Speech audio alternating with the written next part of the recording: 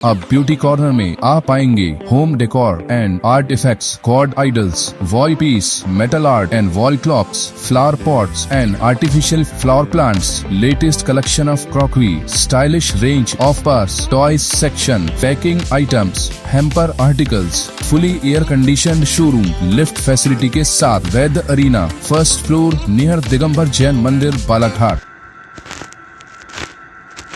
बालाघाट शहर के शासकीय देवी तालाब को अतिक्रमण और प्रदूषण से मुक्त करने के लिए कई वर्षों से चल रहे संघर्ष को एक नया आयाम मिला है, जहां एनजीटी भोपाल ने तालाब की बदहाली को लेकर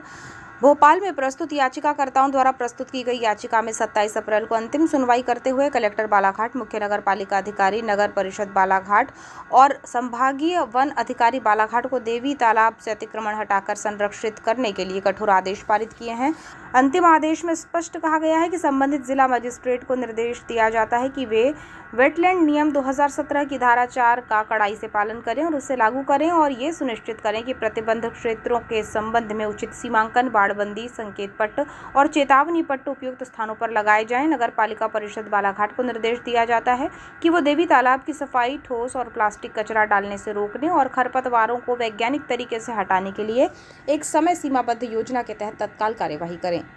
स्थल के जीर्णोद्धार के लिए एक विस्तृत और समय सीमा वाला कार्य योजना तैयार हो, जिसकी जांच और अनुमोदन जिला आर्द्रभूमि संरक्षण समिति बालाघाट द्वारा किया जाएगा। इस समिति की अध्यक्षता संबंधित जिला मजिस्ट्रेट करेंगे। राज्य प्रदूषण नियंत्रण बोर्ड को निर्देश दिया गया कि निगरानी करें कि किसी भी जल स्रोत में कोई भी अनुपचारित जल को ना छोड़ा जाए और किसी भी उल्लंघन की स्थिति में नियमों के अनुसार आवश्यक कड़ी कार्यवाही की जाए।